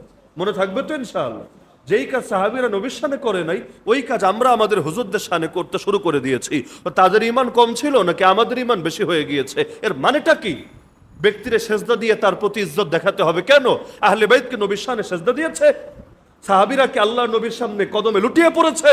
যদি না পড়ে, তার চাইতে আমাকে বেশি পণ্ডিতি দেখাতে কে বলেছে? হ্যাঁ, বলবে ইউসুফ নবীরা তার ভাইয়েরা সেজদা দেয় নাই, আদম নবীকে ফেরেশতারা সেজদা দেয় নাই। আরে ভাই, তুই আগে বল তুই কোন নবীর উম্মত, ক্লিয়ার কর। যদি বলিস আদম নবীর উম্মত, তোর সাথে আমার কোনো আলাপ নাই। যদি বলিস ইউসুফ নবীর উম্মত, তোর যা মনে চায় কর, তোর নিয়ে আমার কোনো কথাই নাই। কিন্তু বলবি মুহাম্মাদুর রাসূলুল্লাহ সাল্লাল্লাহু আলাইহি ওয়াসাল্লামের উম্মত, আর দলিল দিবি আরেক নবীর শরীয়ত দিয়ে, এই ভণ্ডামি তো মেনে নেওয়া যাবে না। কালেমা পড়বা যার নামে, শরীয়ত নিবা তার থেকে, না হলে তোমার মুখে কালেমা মানায় না। কালেমা পড়বা লা ইলাহা ইল্লাল্লাহ মুহাম্মাদুর রাসূলুল্লাহ, কিন্তু কাম করবা এমন যেখান থেকে বুঝে আসবে তোমার কালিমা লা ইলাহা ইল্লাল্লাহ ইউসুফ সিদ্দিকুল্লাহ, লা ইলাহা ইল্লাল্লাহ আদম সফিউল্লাহ। হাস্যকর ব্যাপার স্যাপার। তাহলে মুখে আর কাজে যদি না মেলে, এটারই মুনাফিকি বলে। একটা দলিল দেখাতে পারবে না, আমি কিয়ামত পর্যন্ত টাইম দিলাম, একটা দলিল, বিশুদ্ধ দলিল দেখাতে পারবে না যে আল্লাহর রাসূল সাল্লাল্লাহু আলাইহি ওয়াসাল্লামের শরীয়তে কোন ব্যক্তি অপর কোন ব্যক্তিকে সম্মান প্রকাশের জন্য, ইবাদত বলি নাই, ইবাদত বাদ, সম্মান প্রকাশের জন্য সেজদা করতে বলা হয়েছে বা উৎসাহ দেওয়া হয়েছে, অথবা এটার বৈধতা রাখা হয়েছে। একটা সহি দলিল দিতে পারবে না কিয়ামতের আগে। কিন্তু হরদম চলছে নাকি চলছে না? চলছে নাকি চলছে না? এমনকি প্রশ্ন তুললে আপনার ঈমান নিয়ে প্রশ্ন তুলবে। অদ্ভুত ব্যাপার। একজন ভুল করবে তো সমস্যা নাই, আপনি ভুলের প্রতিবাদ করলে এটা নিয়ে সমস্যা। আরে ভাই, ভুলের প্রতিবাদ যদি না হয়, জমিনের মধ্যে হক জিন্দা হবে কিভাবে? আবার কে কারে গালি দেয়? আপনারা গালি দিবে, আপনি আহলে বাইতের দুশমন। আহলে বাইত যা করে নাই তুমি তা করে তুমি হয়ে গেলে প্রেমিক। আর আহলে বাইত যা করেছে সেটা করে, আর তারা যা করে নাই সেটা না করে আমরা হয়ে গেলাম আহলে বাইতের দুশমন। সারা জীবন পাচাট বা আবু জাহালের, সারা জীবন পাচাট বা ফেরাউনের, সারা জীবন পাচাট বা নমরুদের, দিন শেষে আরেকজনটা গালি দিবা ইয়াজিদি বলে, ইয়াজিদের দালাল বলে। এর চাইতে হাস্যকর বিষয় কি হতে পারে? অদ্ভুত ব্যাপার। আরে তুমি নিজে যে ফেরাউনের দালালে পরিণত হয়ে আছো, তোমার খবর আছে? বাস্তবতা কিন্তু এমনই। তো যে প্রসঙ্গে বলছিলাম যে আমার নবী কখন নবী? যখন আদম নবীর দেহে রূহ ঢোকানো হয় নাই, এটাই চূড়ান্ত কথা। বলবেন তাহলে 40 বছরে কি হয়েছে? 40 বছর বয়সে দুনিয়ার মধ্যে তার নবুয়ত সকলের সামনে প্রকাশিত হয়েছে। সকলের সামনে কেন বললাম? কারণ স্পেসিফিক ভাবে অন্যদের সামনে এর আগেও প্রকাশিত হয়েছে। যদি না হয়, সহিহ মুসলিম শরীফ খোলেন, আমার নবীকে দেখলে পাথরও সালাম দিত কোন দুঃখে? নবী হওয়ার পরে না, নবী হওয়ার আগে। নবী যখন মক্কায় ছিলেন, সহিহ হাদিস, আমি হুবহু শব্দ শুনিয়ে দিচ্ছি। আল্লাহ রাসূল বলেন, ওয়াল্লাহি, আল্লাহর কসম, ইন্নী লাআরিফু হাজারাম বিমাক্কা, আমি মুহাম্মদ মক্কার সেই পাথরটাকে আজও ভালো করে চিনি। কান ইউসাল্লিমু আলাইয়া ক্বাবলা আন উবআসা, আমি নবী হয়ে প্রেরিত হওয়ার আগেই যে আমাকে দেখলেই সালাম দিত, ইন্নী লা আরিফুহুল আন, নিশ্চয়ই আমি তাকে এখনো চিনি। তাহলে আল্লাহর নবীর উপর হেরা গুহায় ওহী আসার আগেই পাথরও তাকে সালাম দিত, আমাকে তো দেয় না, আপনাকে তো দেয় না, মক্কার অন্যদেরকে তো দিত না, কুরাইশের এত বড় বড় কচি নেতা, পাতি নেতা, বড় নেতা কাউরে তো দিত না, রাসূলকে দিত কেন? দিত তো এজন্যই তারাও চিনতে পেরেছে তিনি আখেরি পয়গম্বর হবেন। শুধু কি তারা বুহায়রা রাহিব চিনতে পারে নাই? শুধু কি তারা ইহুদিরা চিনতে পারবে এই আশঙ্কায় তাকে সফর থেকে, মাঝপথ থেকে চাচা ফিরিয়ে নিয়ে আসে নাই? বহুত দলিল তো আছে, অনেকেই চিনতে পেরেছে। তো আল্লাহ রসুল সাল্লাল্লাহু আলাইহি সাল্লাম তিনি রসুল ছিলেন একেবারে আদম নবীর দেহে রূহ ঢোকানোর আগে, এটাই সত্য কথা। তবে তার কাছে অফিসিয়াল ভাবে ওহী আসা শুরু হয়েছে 40 বছর বয়সে। এর আগে বিষয়টা এমন না। এখানে আবার একটা প্যাচ মাথায় রাখবেন, এই বেদাতিরা আবার এটা বোঝে না। আর এক বাক্যে বলবে আমার নবী তখনও নবী যখন আদম নবীর দেহে রূহ ঢুকানো হয় নাই। হ্যাঁ, কথা তো সত্য, কিন্তু ওরা একটা ভাবনা এমন যে আমার নবী দুনিয়াতে যখন বয়স একেবারে 1 বছর 6 মাস অথবা 10 বছর 20 বছর, তখনও তার উপর পরিপূর্ণ নবুয়ত প্রকাশিত আছে, তার উপর মনে হয় ওহীও আসে। তিনি মনে হয় ওই লম্বা টাইম 40 বছর পর্যন্ত তার নবুয়তকে গোপন করেছেন, 40 বছর পর্যন্ত রিসালাতকে গোপন করেছেন। তিনি তখনই তার মিশন নিয়ে নেমে পড়েনি, এমন একটা ভাব নেওয়ার চেষ্টা করে। অথচ বেচারারা বোঝে না দুই জগতের মধ্যে বড় পার্থক্য আছে, এটা মাথায় রাখবেন। আমার নবী কবরে জিন্দা না মুর্দা? অনেকে চুপ, এরা সন্দেহে যে আসলে কি হুজুর জিন্দা না মুর্দা? আরে জিন্দা। কবরের মধ্যে তো শহীদরাও জিন্দা, কোরআনেই তো আছে শহীদকে মৃত বলবা না, বলা হারাম। বরঞ্চ এমন জীবিত না যে রূপক অর্থে জীবিত, না না, এগুলো না। বরঞ্চ ইনদা রাব্বিহিম ইরযাকুন, রবের কাছে রিজিক প্রাপ্ত হচ্ছে। তো শহীদের দাম বেশি না নবীর দাম বেশি? আবার আমার নবী খালি নবী না, তিনি শহীদও বটে। তাকে ইহুদিরা বিষ খাইয়েছে এবং আল্লাহ রসুলের সেই বিষের প্রক্রিয়া ওয়াফাতের সময় পরিপূর্ণ জাহের হয়েছে। এজন্য সকল হকপন্থী আলেমরা একমত, আমার নবীকে আল্লাহ শাহাদাত দান করেছেন। কারণ নবী আল্লাহর কাছে একটা মৃত্যুই চেয়েছিলেন, সেই মৃত্যুর নাম শহীদ মৃত্যু। আর নবী চাইবেন, আল্লাহ দিবেন না, হতেই পারে না। আল্লাহ নবীর দোয়া করবেন, কবুল করবে না, তোর বাপের দোয়া কবুল করবে। তা আল্লাহ তাআলা তাকে শাহাদাত দিয়েছেন তার দোয়ার বরকতে। তো এখন আল্লাহ নবী নবীও, আল্লাহ নবী শহীদও। তারপর আবার কথা হলো, কবরে আপনাদেরকে প্রশ্নোত্তর করা হবে নাকি হবে না? কয় প্রশ্ন জানেন তো সবাই? কয় প্রশ্ন? তো মুর্দারে আবার প্রশ্ন করে কেমনে? একটা মরা মানুষ জানাজায় যখন থাকে বা জানাজার আগে পরে আপনারা গিয়ে প্রশ্ন করবেন, কিরে বল্টুর বাপ কেমন আছিস, বল দেখি। জবাব দিবে তো না? দেয় না জবাব? রাজবাড়ির মরারা তো দেয় মনে হয়, না দেয় না। তো মরা মানুষ তো কথা বলতে পারে না, তাহলে ফেরেশতা আবার প্রশ্ন করে কেমনে? বলবেন হুজুর আল্লাহ হায়াত দিয়ে দিয়েছে, ওই সময় আল্লাহ হায়াত দিয়ে দেয়। বা আল্লাহ তোমার বাপরে হায়াত দেয়, আল্লাহ তোমার দাদারে হায়াত দেয়, আল্লাহ তোমার পর্দাদারে হায়াত দেয়, আল্লাহ খালি নবীরই হায়াত দেয় না। এই গাজাগরি কথা বলো কিভাবে? আবার যদি সেখানে কোনো ধরনের হায়াত না থাকে, তাহলে কবরের আযাব কি চিজ হয় আমারে বুঝান। কবরের আযাব মানেটা কি? যদি সেখানে প্রাণ না থাকে, প্রাণের অনুভূতি না থাকে, আযাবই হয় কেমনে, সুখী হয় কেমনে? নেককার লোক কবরে জান্নাতে সুখ পায় কি পায় না? হাদিসে নাই, যখন তাকে শুয়ে দেওয়া হয় তার দৃষ্টির শেষ সীমা পর্যন্ত কবরকে প্রশস্ত করে দেওয়া হয়। এই প্রশস্ত কিভাবে করেন সেটা আল্লাহই ভালো জানেন, এই গায়েব আমাদের মাথায় ধরবেই না। এবং আল্লাহ তাআলা তাকে জান্নাতি পোশাক পরিয়ে দেন, জান্নাতের সঙ্গে তার কবরের লাইন করে দেন, সে নতুন জামাইয়ের মতো আরামে ঘুমাতে থাকে। হাদিসের মধ্যেই তো কথা উঠে এসেছে। আবার যদি পাপী হয়, অপরাধী হয়, তার কবরকে এমন ভাবে সংকীর্ণ করে দেওয়া হয়, এক পাজরের হাড় যায় আরেক পাজরের হাড়ের মধ্যে ঢুকে, এরপর জাহান্নামের সাথে কালেকশন করে দেওয়া হয়, জাহান্নামের পোশাক তাকে পরিয়ে দেওয়া হয়। ওই যে আযাব শুরু হয় একেবারে হাসর পর্যন্ত, কবরে সেই আযাব চলতে থাকে। তো যদি কবরবাসীদের মধ্যে কোনো প্রাণের অনুভূতি নাই থাকে, জান্নাতে সুখী হয় কিভাবে, জাহান্নামে শাস্তি হয় কিভাবে? হ্যাঁ বলবে, হ্যাঁ হ্যাঁ বুঝেছি। কবরে তাহলে সবারই হায়াত আছে, আমাদেরও আছে, শহীদদেরও আছে, নবীদেরও আছে। তাহলে পার্থক্য থাকলো কোথায় নবীদের? আমি বলবো পার্থক্য আছে কোথায়, এটা বুঝলেই তোমার ঈমানটা সহি হবে। সাধারণ মানুষের হায়াত আর শহীদের হায়াত এক ক্যাটাগরির না। সাধারণ মানুষের হায়াত, শহীদের হায়াত এক ক্যাটাগরি না। যার কারণ উভয়ের উপভোগটাও একরকম হবে না। সাধারণ মানুষ কবরে নতুন জামাইয়ের মতো আরামে ঘুমাবে, আর শহীদের রূহ জান্নাতের সবুজ পাখির ভেতর ঢুকে জান্নাতের ফল ফলাদি নাচ নেয়ামত ভোগ করতে থাকবে। সহি বহু হাদিসের মধ্যে এই বাস্তবতা উঠে এসেছে।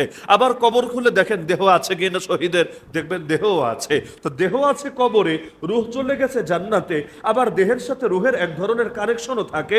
তো এই যে শক্তিশালী একটা প্রাণ, এই প্রাণটা সাধারণ মানুষের ভেতরে নাই, শহীদের মধ্যে আছে।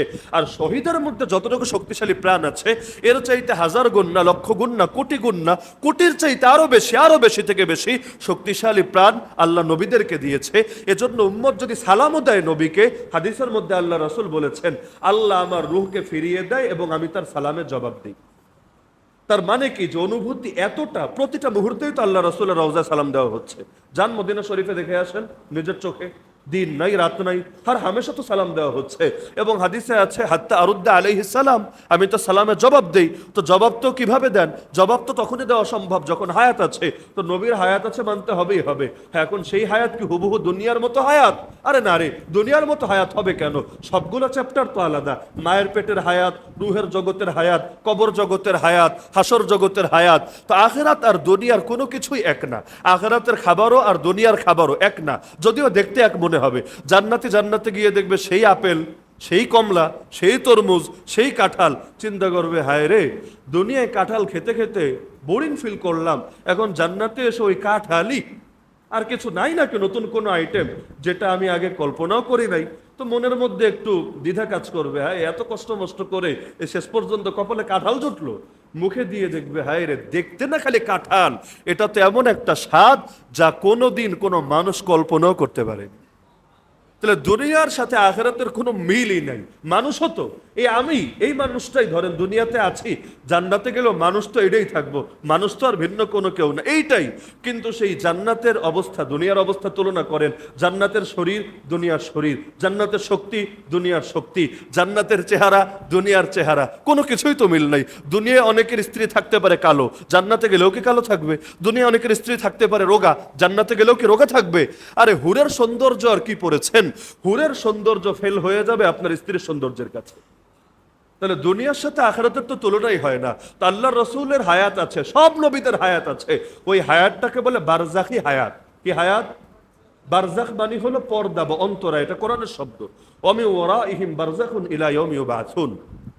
কোরআনে আল্লাহ বলেছেন, মৃত্যু থেকে হাসর পর্যন্ত, যেদিন আল্লাহর সামনে দাঁড় করানো হবে, এই পর্যন্ত একটা পর্দা থাকে, একটা জগৎ থাকে, যেই জগৎটাকে বারজাখের জগৎ বলা হয়। তো কবর জগতের যে হায়াত, এই হায়াতটাকে বলা হয় বারজাখি হায়াত। আমার বাপ কই আছে, আপনার বাপ কই আছে, ওই বারজাখের মধ্যে দুই জায়গার যে কোনো এক জায়গায় আছে যাদের ইন্তেকাল করেছে। হয়তো আছে ইল্লিয়িনে, না হলে আছে সিজ্জিনে। সূরা মুতাফফিফিন পড়েন, দুটো শব্দ আপনারা পেয়ে যাবেন 30 নম্বর পারার সূরা মুতাফফিফিন, ইল্লিয়িন আর সিজ্জিন। ইল্লিয়িন মানে কি, যারা জান্নাতে যাবে তাদের রূহটাকে নিয়ে সেখানে রাখা হয়, সেখানে তারা সবাই সবার সাথে দেখা সাক্ষাৎ করে, বিভিন্ন নেয়ামত ভোগ করে। যেমন ধরেন রাজবাড়ির এক মুরব্বী মারা গেল এক সপ্তাহ আগে, সে যখন যাবে, 1 বছর আগে যে মারা গিয়েছে তার সাথেও দেখা হবে। তা আমরা যেমন জেলে অল টাইম আপডেট থাকতে পারতাম, কিভাবে? কারণ অল টাইম বন্দি ঢুকছে, বন্দি বের হচ্ছে, নিত্য নতুন লোক আসছেই।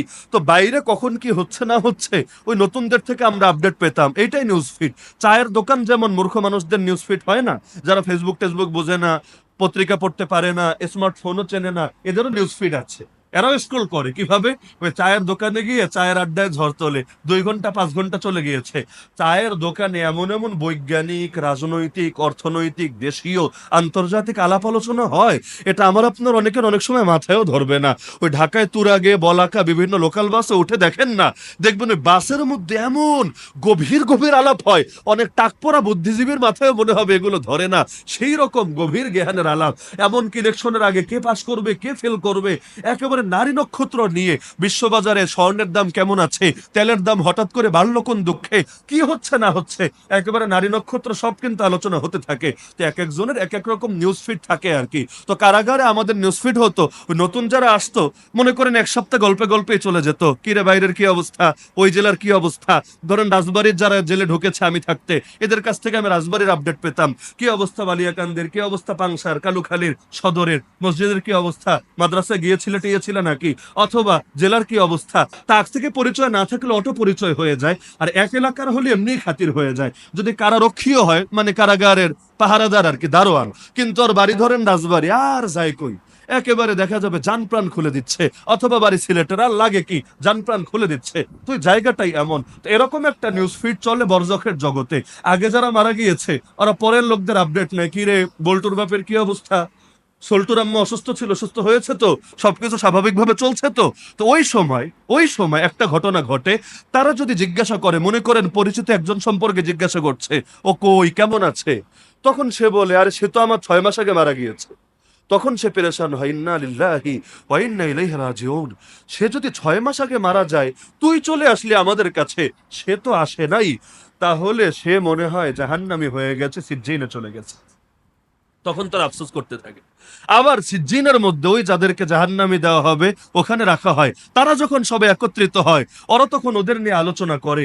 মাঝে মধ্যে অনেকেরে দেখে, কি রে তোরে তো ভালো ভাবছিলাম, তুইও এখানে চলে আসলি আমাদের সাথে, ছি ছি ছি, দেখতে তো তোরে সেই রকম ভালো মনে হতো, তুই যে এতটা পাজি আমি তো কল্পনা করতে পারি নাই। না হলে চিন্তা করেন, দুনিয়া অনেক ভণ্ড আছে, অনেক ভণ্ড, যাদেরকে লোকে হয়তো একেবারে মাথায় তুলে রাখে, টাকা পয়সা সবসময় তাদের সামনে একেবারে পাহাড় পরিমাণ সাজিয়ে রাখা হয়, কারণ বিনা পুঁজির ব্যবসা না এটা, কোনো পুঁজি টুজি লাগে না। হ্যাঁ, একটু সুন্দর চেহারা লাগে, সেই রকম একটা বডি লাগে, আর গরমের দিনেও অনেক মোটা মোটা কয়েক ধাপের পোশাক পরে থাকা লাগে, এরপর জান্নাতের টিকিট বেচা লাগে, আর কিছু না। ব্যাস, টাকা পয়সা কত লাগবে, বাঙালির কত টাকা, এটা আপনি দুধবাজার মসজিদে বসে টের পাবেন না, এটা আপনি স্বাভাবিক দোকানে বসেও টের পাবেন না। এটা বুঝতে চাইলে ভণ্ডদের কাছে যেতে হবে, দেখবেন কত টাকা, একেবারে টাকার পাহাড় বানিয়ে রেখেছে তাদের সাথে। আর টাকা না দিলে ওদের থেকে ভাবও পাওয়া যায় না। ওরা গরিব আর দুঃখী আর ধনী সবাইকে এক পাল্লায় মাপে না। এমনকি কারো মায়ের জন্য দোয়া দরকার, টাকা না দিলে দোয়াটা অনেক সময় করতে রাজি হয় না। হুজুর, আমার মা মারা গিয়েছে, দোয়া করে দিয়ে। জিলাপি এনেছিস তো? না হুজুর, আমি গরিব মানুষ, অর্থনৈতিক ভাবে লসে আছি, আপাতত পারছি না, পরে খাওয়াই দিব। তাহলে আমি এতগুলো লোকের দোয়ার কথা কিভাবে বলবো? একটা মানুষজন আছে না, মানুষকে বসাতে চাইলে জিলাপি রাখতে হবে, আজকে না পারলে আরেকদিন আসিস তুই টাকা টোকা ধার করে, বলে না কি বলে না? আবার খালি জিলাপি থাকলেই চলে না, পকেটে কিছু দেওয়াও লাগে। আত্মসমালোচনাই করছি, খালি জিলাপি থাকলেই চলে না, পকেটে কিছু দেওয়াই লাগে। আমার একটা দলিল দেখান, দ্বিতীয় লাগবে না, একটা দলিল। আল্লাহর নবীর কাছে দোয়া চাইলে সাহাবীদের পয়সা দেওয়া লাগতো, একটা দলিল। এমনকি একটা নীতি মাথায় রাখবেন, হাদিয়া ভিন্ন জিনিস, দোয়া চাওয়া ভিন্ন জিনিস, একটাকে একটার সাথে মিলিয়ে ফেলবেন না। আমি আগেও বলেছি, এখনো বলি, হাদিয়া ভিন্ন জিনিস। হাদিয়া হতে হয় একমাত্র মহাব্বতের খাতিরে, আল্লাহ রসুলের স্পষ্ট হাদিস আছে, হাদিয়া হতে হয় একমাত্র মহাব্বতের খাতিরে। হাতিয়ার ফায়দা কি? নবী বলেছেন, তাহাব্বু, তোমাদের মধ্যে আল্লাহর জন্য মহাব্বত পয়দা হবে, আর মহাব্বত পয়দা হলে কি হবে? জান্নাতের দরজা সহজ হবে, ঈমানের মজা পাওয়া যাবে, মুসলমান উম্মাহ আরো বেশি শক্তিশালী হবে, এবং কাফেরদের বিরুদ্ধে লড়াই আরো সহজ হয়ে আসবে। তো মহাব্বতের খাতিরে হাদিয়া দেওয়া হবে, কোনো স্বার্থই থাকবে না এর পেছনে। যদি বলেন হুজুর দোয়া করে দিয়েন, তাহলে দোয়া করে একটা কাজ, আপনি আমাকে একটা কাজ দিলেন, বুঝছেন, আপনি আমাকে একটা কাজ দিলেন, দোয়া করতে বললেন, আমি যদি না করি, আপনি বলার পরে এটা নৈতিকভাবে আমি কাজটা ভালো করলাম না। তো আপনি দোয়া চাইলেন, সঙ্গে টাকাটা দিলেন, এখানে দুইটার যে কোনো একটা হয়েছে। কি হয়েছে? হয়তো আপনি হাদিয়াটা দিয়েছেন, হাদিয়ার একটা বিনিময় আশা করছেন, অথবা আপনি দোয়া নামক একটা ডিউটি আমাকে দিয়েছেন, ওই ডিউটির প্রতিদান দিচ্ছেন, বেতন দিচ্ছেন, ওই ডিউটির একটা প্রতিফল দিচ্ছেন। বলবেন তাহলে কি দোয়া চাওয়া যাবে না? অবশ্যই যাবে। হাদিয়া দেওয়া যাবে না? অবশ্যই যাবে। দুটোকে না মিলিয়ে ফেললে ভালো। আমি নাজায়েজ নাজায়েজ বলছি না, না মিলিয়ে ফেললে ভালো। যেমন অনেকে আছে প্রথম মুসাফাই হাতে টাকা ঢুকায় দেয়, আছে কি না? আমাদের সাথে অনেকে করে। মুসাফা করলে কি করে? মুসাফা করলে কি করে? অনেকের ধারণা হয়ে গিয়েছে আমাদের মতো হুজুরদের সাথে টাকা ছাড়া মুসাফা করা মনে ঠিক না, বা করলে আমরা যদি একটু কেমন কেমন ভাবি, সবাই তো দেয়, আমি যদি না দিই হুজুর কি আসলে আমাকে ভালোবাসবে, বা হুজুর কি আমাকে নেক নজর দেবে? এটা আমার ব্যাপারে না হোক, অনেকের ব্যাপারে কিন্তু মানুষের এরকম ধারণা আছে। এটা একটা সুন্নাত বিরোধী কাজ আমার নজরে। মুসাফাহা আলাদা সুন্নাত, নবী মুসাফাহা করেন নাই? করে নাই জীবন? সাহাবীরা তো মুসাফাহা করে নাই, করেছে। তো মুসাফাহাটা করা হবে একটা সওয়াব লাভের আশার জন্য, নবীর সুন্নত সাহাবীদের সুন্নত হিসাবে, এখানে অন্য কোনো আশাই রাখবেন না। ব্যাস মুসাফাহা করলেন, হ্যাঁ হাদিয়া দিতে চান দেন, এরপরে আলাদা করে দেন, কিন্তু একটার ভেতর আর একটা ঢোকানোর কি দরকার? আখেরাতের মধ্যে দুনিয়া ঢোকাচ্ছেন কেন রে ভাই? আপনি তো আমার এখলাস নষ্ট করবেন, আপনি আমার এখলাস নষ্ট করবেন কিভাবে? কারণ এই একবার যদি ট্রেন চালু হয়ে যায়, তখন যার হাতে পয়সা নাই সে মুসাফাহা করতেও সংকোচ করবে। তো ইসলাম কি শুধু টাকাওয়ালাদের জন্য? ইসলাম কি শুধু পয়সাওয়ালাদের জন্য? আর ইসলাম তো যার কোনো পয়সা নেই তার জন্য। নবী কি খালি খেয়েছেন, নাকি যা খেয়েছেন তার চাইতে বহুগুণ বেশি দিয়েছেন? আরে আল্লাহর নবী যেই পরিমাণ সদকা করেছে, বাংলাদেশ রাখেন, গোটা দুনিয়ার সবচাইতে বড় কোটিপতি মুসলমানও এত সদকা দেয় কিনা আমার সন্দেহ আছে। নবী যখন খাদিজা রাদিয়াল্লাহু আনহাকে বিয়ে করলেন, সব সম্পদ নবীকে দিয়ে দিলেন। খাদিজা আরবের অন্যতম ধনী ছিলেন, গেল কই সম্পদ? আল্লাহ নবী এক একটা জিহাদের পর এই পরিমাণ সম্পদ পেয়েছেন গনিমত হিসাবে, ওটাকে রাখলেই বাকি জীবন পায়ের উপর পা তুলে বসে উনি না, একেবারে ওনার বংশধররাও খেতে পারতেন। কিন্তু আল্লাহ নবী সাল্লাল্লাহু আলাইহি ওয়াসাল্লাম ওগুলো তো রাখেন নাই, একদিকে এসেছে আর একদিকে ফাঁকা করেছেন। এক পর্যায়ে মসজিদে এসে নামাজ শর্ট করে ঘরে চলে গেছেন। সাহাবীরা পেরেশান, কিরে নবী কি পেরেশান নাকি কোনো কাজের জন্য? ঘর থেকে অল্প কিছু স্বর্ণ মুদ্রা এনে সঙ্গে সঙ্গে দান করিয়ে দিয়েছেন। নবী বলেন, এটা আমার খেয়ালে ছিল না যে ওখানে অল্প কিছু স্বর্ণ মুদ্রা রাখা ছিল, আর এটা আমার ঘরে থাকবে প্রয়োজনের অতিরিক্ত, আর আমি এখানে সময় কাটাবো, এটা আমার ভেতরে সহ্য হয় না। আল্লাহ নবী এত বড় দানি ছিল, দানকারী ছিলেন, তো হুজুরদেরকে খালি খাওয়ার অভ্যাস কেন করাবেন? হুজুররা খাবেনও, হুজুররা দিবেনও। হাদিয়া দেওয়াও সুন্নত, হাদিয়া নেওয়াও সুন্নত, হাদিয়া দেওয়াও সুন্নত, হাদিয়া নেওয়াও সুন্নত। আলহামদুলিল্লাহ সংস্কৃতি অনেকটা চেঞ্জ হচ্ছে। এই গত সুনামগঞ্জের বন্যার সময় আলহামদুলিল্লাহ সুম্মা আলহামদুলিল্লাহ এই ওলামায়ে কেরামরা যেই পরিমাণ অ্যাক্টিভিটিস রেখেছেন এই গরিব দুঃখী দুস্থ মানুষদের মধ্যে পয়সা পাতে দেওয়ার জন্য, অতপরে ফিলিস্তিন সংকটের মধ্যেও ফিলিস্তিনে এই একেবারে মাজলুমদের কাছে, ওই ফিলিস্তিন সরকারের কাছে না, এই গাজার মুসলমানদের কাছে, মাজলুমদের কাছে, অথবা হামাসের মুজাহিদদের কাছে পয়সা পৌঁছানোর জন্য সবচাইতে বেশি যারা চেষ্টা করেছেন, নিজেরাও ব্যয় করেছেন, অন্যদেরকেও শরিক করেছেন, আমার জানা মতে তারাই হলো এই হুজুর শ্রেণী। তার মানে ধীরে ধীরে ট্রেন্ড চেঞ্জ হচ্ছে, এবং হওয়া উচিত। সাইয়্যিদুল কওমি খাদিমুহুম, জাতির সর্দার হবে তাদের সেবাকারীরা।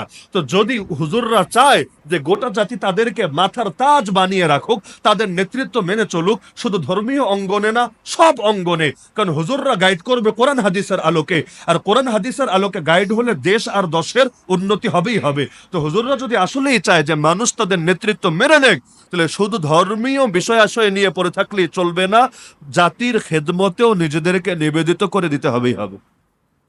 হুজুর বলতে আমি খালি মাদ্রাসা পড়ুয়াদের কথা বোঝাচ্ছি না, আপনারাও আপনাদেরকেও এলাকার লোকেরা কিন্তু হুজুরই বলে। এখন তো আপনি মাথায় টুপি পরবেন, মুখে দাড়ি রাখবেন, ব্যাস মাদ্রাসায় পড়েন বা না পড়েন ব্যাপার না, আপনার এই হুজুর হুজুর বলা শুরু করবে। এই যে হুজুর লোকে বলছে, এটাকেও নেয়ামত মনে করেন, এটার কদর করার চেষ্টা করেন, অবজ্ঞা করার চেষ্টা করবেন না। তো এই জিনিসগুলোকে মিলিয়ে ফেলবেন না।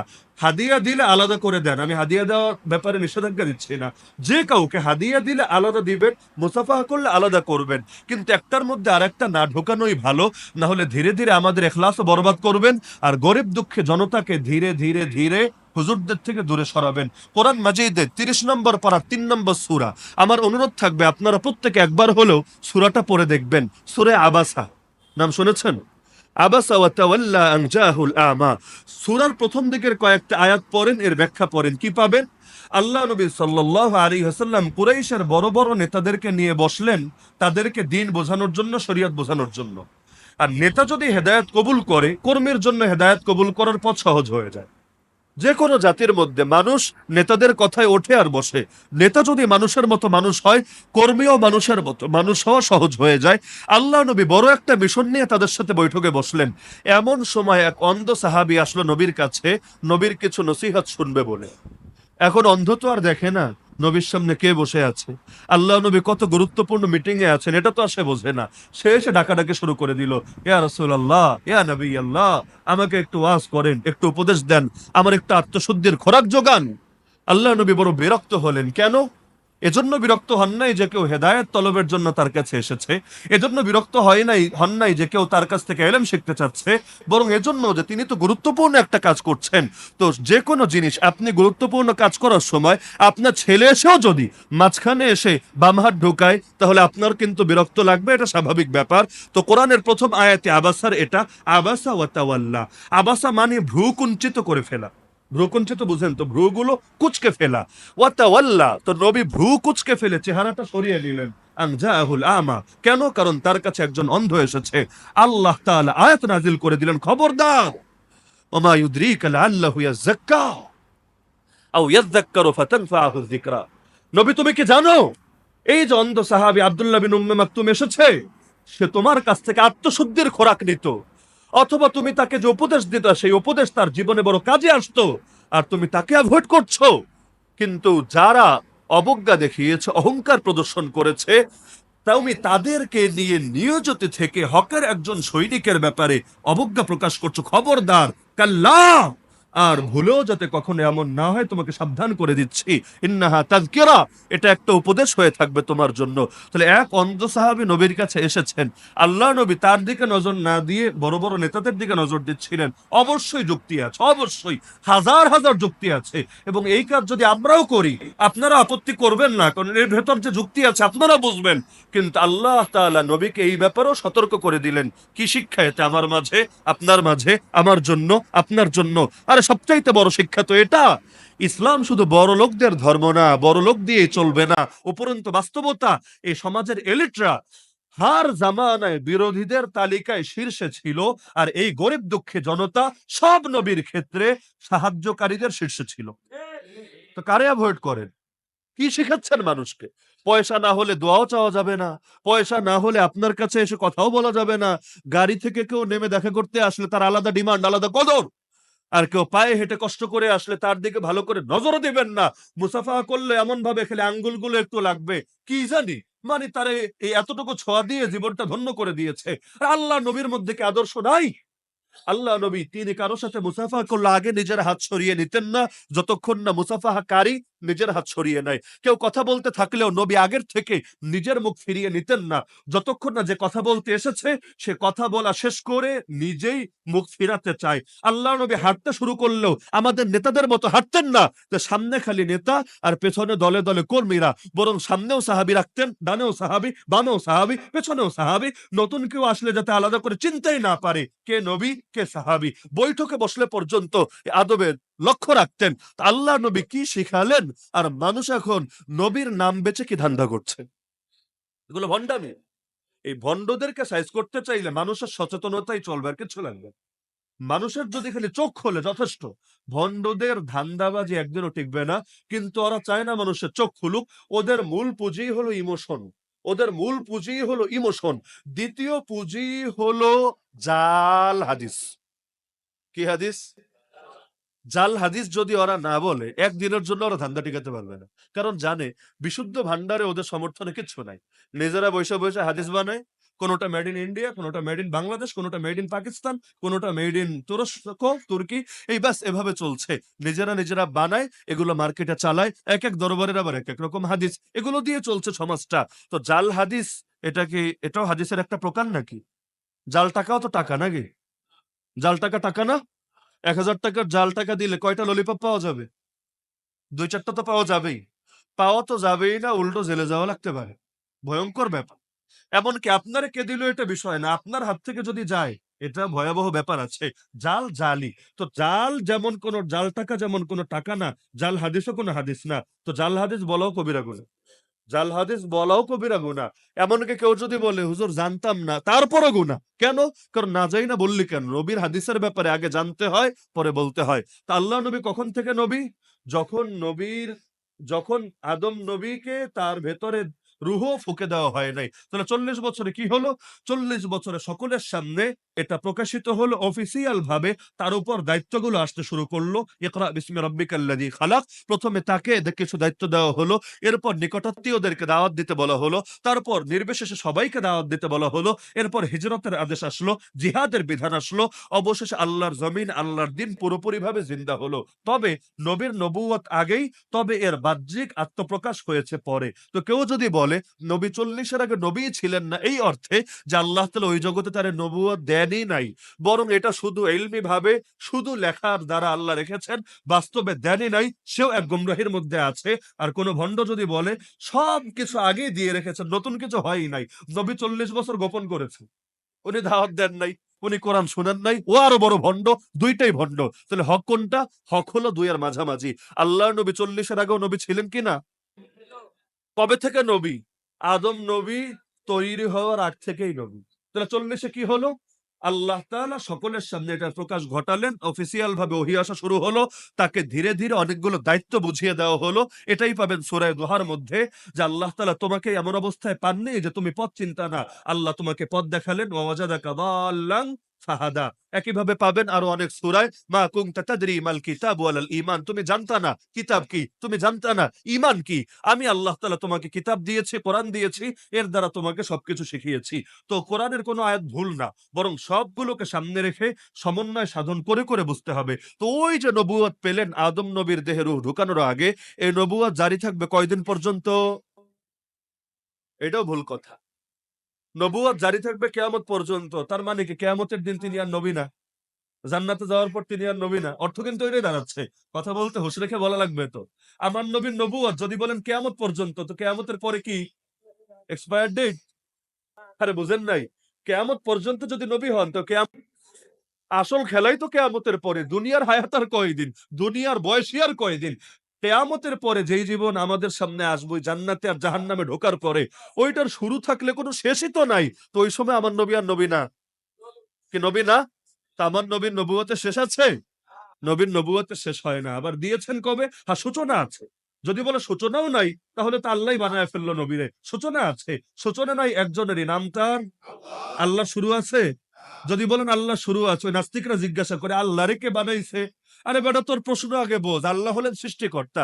যদি বলে সৃষ্টিকর্তাকে কে সৃষ্টি করেছে, তাহলে সে সৃষ্টিকর্তা হয় কিভাবে? তো সৃষ্টিকর্তা বলার মানেই তুই মানছিস তিনি কারো সৃষ্টি না, তিনি কারো সৃষ্টি না, বরং তিনি সবার সৃষ্টির কর্তা। তো যখন মানলি তিনি সৃষ্টিকর্তা, তখন এই প্রশ্নটাই তো ভুয়া, প্রশ্নটাই তো ভুয়া, যে তাকে কে সৃষ্টি করেছে। তো প্রশ্ন ভুয়া হলে উত্তর আসবে কোত্থেকে? আরে প্রশ্ন ভুয়া হলে উত্তর আসবে কোত্থেকে? সবকিছু এক বাক্যে জবাব হয় না। আমি বললাম, কিরে ভাই, এখনো কি আগের মতো চুরি করো? এক শব্দে জবাব দিবা, হ্যাঁ অথবা না। আমার এত কথা বলার টাইম নেই, এক শব্দে জবাব দিবা, হ্যাঁ অথবা না। প্রশ্ন কি? এখনো কি আগের মতো চুরি করো? এখন যেটাই বলবেন ধরা। যদি বলেন হ্যাঁ, তার মানে আগেও চোর ছিলেন, এখনো চোর আছেন। যদি বলেন না, এখন তো ভালো মানুষ হয়েছেন, তবে আগে চোরই ছিলেন। তো এখন জবাব কিন্তু আপনি হা দিয়েও দিতে পারবেন না, না দিয়েও দিতে পারবেন না। একটু ভেঙে চুরে বলা লাগবে। তো মাঝে মধ্যে এমন এমন অদ্ভুত প্রশ্ন করে, প্রশ্নই ভুল, প্রশ্নই ভুল। তো উত্তর আপনি এক শব্দে দিবেন কিভাবে? এক বাক্যে বলো, হুজুর আল্লাহর কে সৃষ্টি করেছে। আরে বলদ, আগে বোধ যে তোর প্রশ্নটাই ভুয়া। আগে তুই পাবনা যা, রাজবাড়ির পাশেই পাবনা, পাবনা যা, গিয়ে মেন্টাল হসপিটাল ট্রিটমেন্ট নিয়ে আয়, প্রশ্ন সহি কর, তারপর তুই জবাব খোঁজ। ভুয়া প্রশ্নের কোনো জবাব হয় না। প্রশ্ন ভুল হলে এটার উত্তর দেওয়া আরো বড় বলদামি। মনে থাকবে তো ইনশাআল্লাহ? তা আমার নবীর নবুয়তের সূচনা আছে নাকি নাই? সূচনা আছে, তবে সমাপ্তি নাই। খাতামুন নাবিয়্যিন। তো দুনিয়াতে আসার পরে আল্লাহ নবীর পরে আর কোন নবী আসবে? গোলাম আহমদ কাদিয়ানী নবী হতে পারে? বাহাই ফেতনার জনক সেই বাহাউদ্দিন নবী হতে পারে? তা আল্লাহ নবীর জামানায় বলেছিলাম দুইটা নবীর ভণ্ড, দুইটা ভণ্ডের আবির্ভাব হয়েছে। হক নবী তখন একজন, আর ভণ্ডের খাতা তখন দুইজন দিয়ে ভরা। তাহলে হকের চাইতে ভণ্ডের সংখ্যা গেছে বেড়ে। যেমনটা আজকের বাংলাদেশের অবস্থা, মনে কষ্ট নিয়েন না, যেমনটা আজকের বাংলাদেশের অবস্থা, হকও আছে, ভণ্ডও আছে। অনেক ক্ষেত্রে মনে হয় হকের চাইতে ভণ্ডের সংখ্যা বেড়ে গেছে। তো সংখ্যা বেশি হলেই যদি সেটার পক্ষে দৌড়ানো লাগে, আল্লাহ নবীর জামানে হক নবী তিনি একা, কিন্তু ভণ্ড বের হয়ে গেছে দুইটা। তো ভণ্ডের দল ভারী না? আরে ভণ্ডের দল ভারী না? তো বলবেন, ও ওরা যেহেতু দুইজন, তাহলে ওদেরটাই তো হাসা। না, ওই সংখ্যা দিয়ে ইসলাম মাপা যাবে না, সংখ্যা দিয়ে হক মাপা যাবে না। হকের পক্ষে যদি একজন থাকে, যেমন নবী ইব্রাহিম ছিলেন একা, সিরেফ একা, বাপও তার সাথে না, ফ্যামিলিও সাথে না, বাদশাও সাথে না, এলাকাবাসীও সাথে না, তাতে কি? ওই একজনই হক, বাকি সবাই ভণ্ড। সংখ্যা দিয়ে যে হক মাপতে যায়, সে জীবনে হকের উপর থাকতে পারে না। তো বহুত নবুয়তের ভণ্ড দাবিদার এসেছে, শুধু মেইল আসে নাই, ফিমেইলও এসেছে। ওই যুগ তো আধুনিক যুগ ছিল না, না হলে দুই চারটা ট্রান্সজেন্ডারও হয়তো আসতো, ওই শরীফ থেকে শরীফা হয়ে ওই ফাইজলামি মাথায় উঠতো। না হলে শুধু পুরুষ এসেছে তা না। মুসাইলিমা কাজ্জাবের নাম শুনেছেন তো আপনারা? আমরা তাকে নিয়ে ডিটেল আলোচনা করবো ইনশাআল্লাহ। এই মুসাইলিমা কাজ্জাব যেমন নিজের নবী দাবি করেছে, ওর সঙ্গে বিয়ে হয়েছিল এক বেডির, নাম হলো সাজাহ। কি নাম? সাজাহ। সিন জিম আলিফ হা বেড়ি মহিলা মানুষ, ও নিজের নবী দাবি করেছিল। আগে নবী দাবি করেছে, পরে মুসাইলামা গিয়ে বিয়ে করেছে। তো সুবিধা, জামাইও নবী বউও নবী, দুইজন মিলে দল হবে ভারী। কারণ সাজাহের অনুসারী ছিল 40,000, একজন দুজন না, 40,000। আর মুসাইলিমার অনুসারী তো বহুত ছিল। তো এখন ভেবেছে দুই দল যদি একসঙ্গে মিলে যায়, জোট আর কি, রাজনৈতিক জোট না, এটা হলো ভণ্ড নবীর জোট। জোট যদি হয়ে যায় সংখ্যা হবে ভারী। এরপর তারা আবু বকর সিদ্দিক রাদিয়াল্লাহু আনহুর বিরুদ্ধে যুদ্ধ করবে। তো জামাইও নবী বউও নবী। তো এভাবেও তারা চেয়েছে নিজেদের মিশন জারি রাখতে। তো সাজাহের পরবর্তী পরিণতি কি হয়েছে আর অন্যদের কি হয়েছে, এগুলো নিয়ে আমরা ডিটেল আলোচনা করব। হ্যাঁ, তবে একটা মজার খুশখবরি আছে যে ইতিহাসে আমার জানা মতে একমাত্র লেডি ভণ্ড নবী। এমনি তো নবী তো কখনো লেডি হয়ই না, কোন নারী কখনো নবী হয় নাই, হবে না, হওয়া সম্ভব না। তো একমাত্র আমার জানা মতে এই উম্মতের মধ্যে সাজা, যে নিজেকে নবী দাবি করেছিল মহিলা হয়ে, আল্লাহ তাআলা পরবর্তীতে তাকে আবার হেদায়েত দিয়ে দিয়েছিলেন আর জামাইয়ের মরণের পরে। অনেকের হলো সোজা আঙ্গুলে ঘি ওঠে না, আঙ্গুল বাঁকা হলে আবার ঘি উঠে যায়। খালেদ বিন ওয়ালিদের হাতে পড়ে গিয়েছিল, ধরা খেয়ে গিয়েছিল। আর খালেদ বিন ওয়ালিদ কোন শের, এটা তো আর আপনাদেরকে চিনিয়ে দিতে হবে না। বেচারি এমনি মানুষ হয়ে গিয়েছে, এমন মুসলমান হওয়া হয়েছে। পরে আরেক মুসলমান হুজুরে বিয়া করে তিনটা বাচ্চাও জন্ম দিয়েছে। পরবর্তীতে যখন ইন্তেকাল করেছে, এক সাহাবী গিয়ে তার জানাজা পড়িয়ে দিয়েছে। কপাল ভালোই যে একদিকে লেডি নবী ছিল, কিন্তু পরবর্তীতে হেদায়েত কবুল করে যখন মারা গিয়েছে, যে সাহাবী পর্যন্ত এসে তার জানাজা পড়িয়েছে। তো দুইটা নবী আমার জানা মতে এমন ওই সময়গুলোতে, যেগুলোর কপালে শেষ জীবনে হেদায়েত জুটেছিল। একজন হলো এই লেডি সাজা, আর আরেকজন হলো তুলাইহা। তুলাইহা এটা আবার বেড়া, তুলাইহা বিন খুয়াইলিদ। এই লোকও নিজেকে নবী দাবি করেছিল, তবে শেষ জীবনে আবার হেদায়েত নসিব হয়ে গিয়েছিল।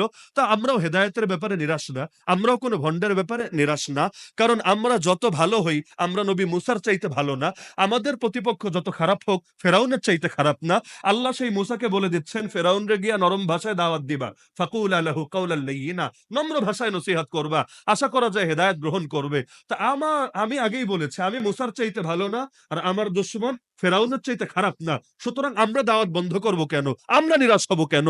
আল্লাহ চাইলে আমার প্রতিপক্ষকে জামানার ওমরও বানিয়ে দিতে পারে।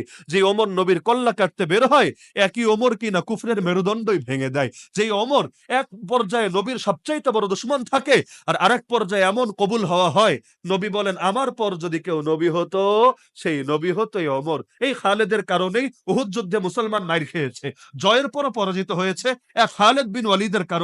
পরবর্তীতে ইসলামের ইতিহাসে সবচাইতে বড় সেনাপতি হয়ে গিয়েছে খালেদ বিন ওয়ালিদ। সুতরাং হাল ছাড়বেন না, দাওয়াত দিতে থাকবেন ইনশাআল্লাহ। পারবেন না? প্রত্যেকে দায়ী হবেন, খালি হুজুররা দায়ী হলে চলবে না।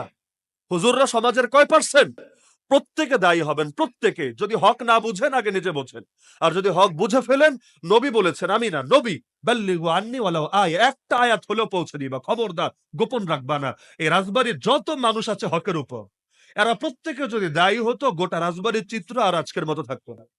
শুধু রাজবাড়ি কেন, গোটা দুনিয়া বলে, এই বাংলাদেশে যত অমুসলিম আছে, আপনাদের দৃষ্টিতে অমুসলিমদের ধর্ম সত্য না আপনাদের ধর্ম সত্য?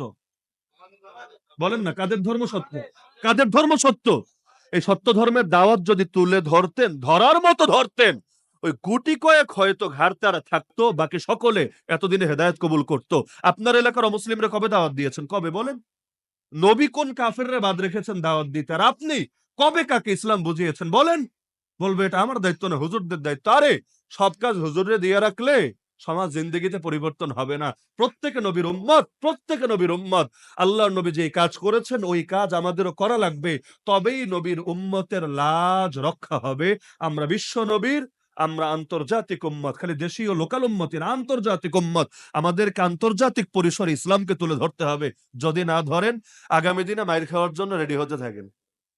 বাস্তবতা জানেন তো, আমার ইঙ্গিত দেওয়ারও দরকার নেই, বুঝিয়ে বলার দরকার নাই।